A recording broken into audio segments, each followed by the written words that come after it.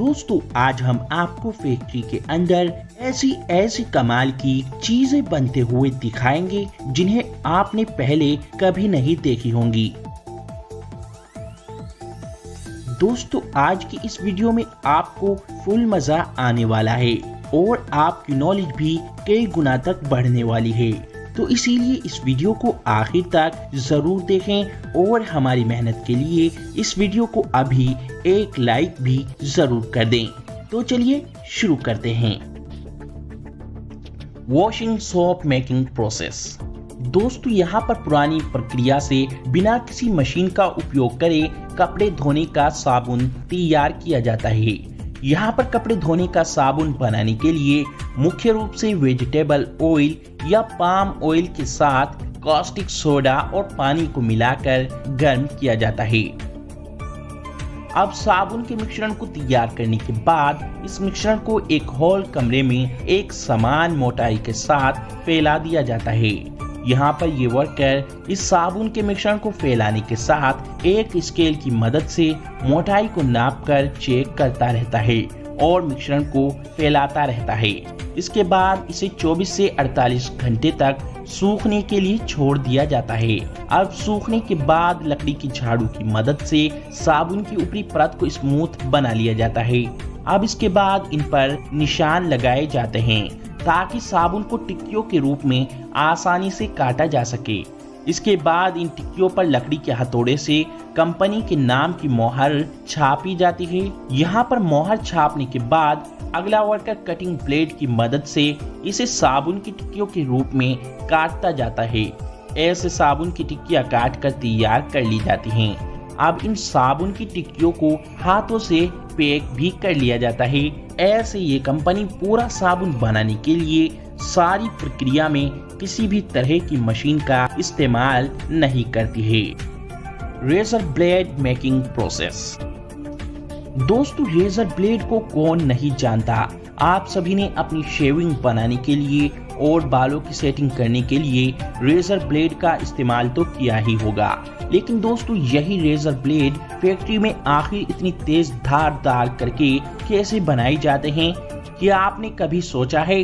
तो चलिए फैक्ट्री में खुद चल के देख लेते हैं। दोस्तों इन ब्लेड्स को बनाने के लिए स्टेनलेस स्टील का इस्तेमाल किया जाता है क्योंकि इस स्टील पर जल्दी से जंग नहीं लगता है। इसीलिए ब्लेड बनाने के लिए सबसे पहले स्टेनलेस स्टील की पतली पट्टी की शीट को एक मशीन में डाला जाता है। यहाँ पर यह मशीन इस स्टील की पत्ती पर एक खांचेदार छेद करती जाती है ताकि ये ब्लेड बनने के बाद शेविंग मशीन में मजबूती से फिट हो सके। अब इस पट्टी को छेद करके एक बंडल पर लपेट लिया जाता है। अभी ये स्टील की पट्टी बहुत ज्यादा मुलायम और नाजुक होती है, इसीलिए इसे मजबूत और सख्त बनाने के लिए इसे 30 सेकंड्स तक 1000 डिग्री सेल्सियस पर गर्म किया जाता है, जिसके बाद इसे सीधे पानी में डाला जाता है और फिर इसके बाद इसे -30 डिग्री सेल्सियस पर ठंडा किया जाता है।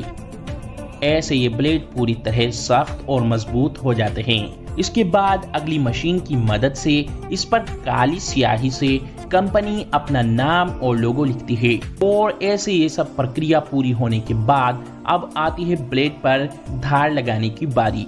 इस पर धार लगाने के लिए इन सभी ब्लेड्स को धार लगाने वाली मशीन से गुजारा जाता है।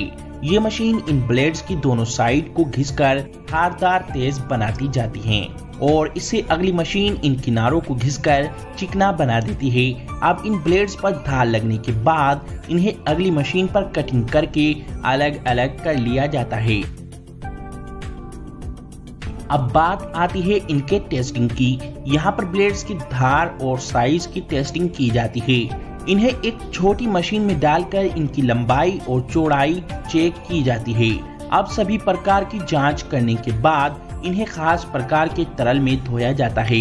इसके बाद इन्हें सुखाया जाता है और फिर इसके बाद इन ब्लेड्स पर क्रोमियम की एक परत चढ़ाई जाती है ताकि ब्लेड्स मजबूत और चिकने बने रहें। अब इन ब्लेड्स की धार चेक करने के लिए कागज के कुछ टुकड़ों को काट कर चेक किया जाता है।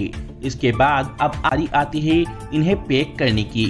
इन्हें पैक करने के लिए सबसे पहले इन सभी ब्लेड्स पर एक कागज लपेटा जाता है। इसके बाद इन सभी ब्लेड्स को एक ब्लेड की डब्बी में पैक कर दिया जाता है। ऐसे ये ब्लेड्स पूरी तरह बनकर आपके पास तक आ जाते हैं। Body spray perfume making process.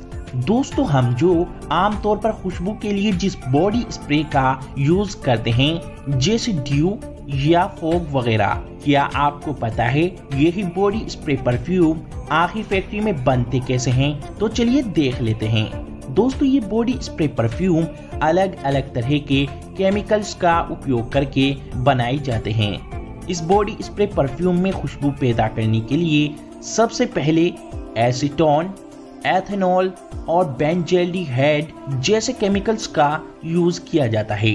इन सभी केमिकल्स को कम ज्यादा मात्रा में मिलाकर अलग अलग तरह की खुशबू तैयार की जाती है।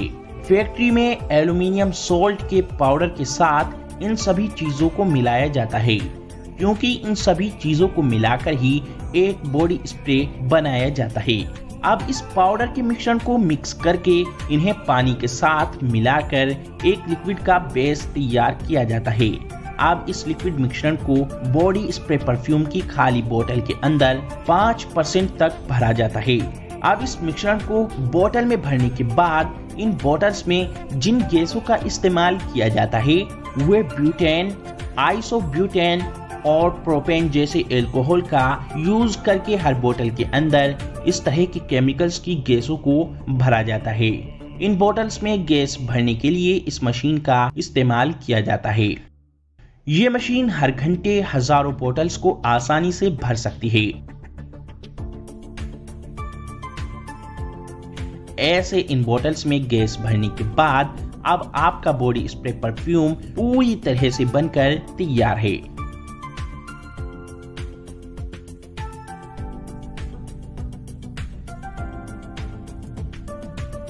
Rose water making process. दोस्तों, क्या आपको पता है कि रोज वाटर यानी गुलाब जल कैसे बनाया जाता है?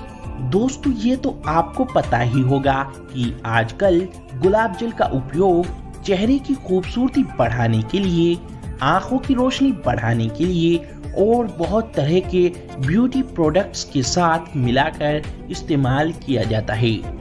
लेकिन यही गुलाब जल आखिर फैक्ट्री में बनता कैसे है, चलिए देख लेते हैं। दोस्तों, गुलाब जल को बनाने के लिए सबसे पहले गुलाब की खेती की जाती है, जहां से मशीनों द्वारा और मजदूरों द्वारा गुलाब के फूलों को तोड़कर इकट्ठा करके रोज वाटर फैक्ट्री में लाया जाता है।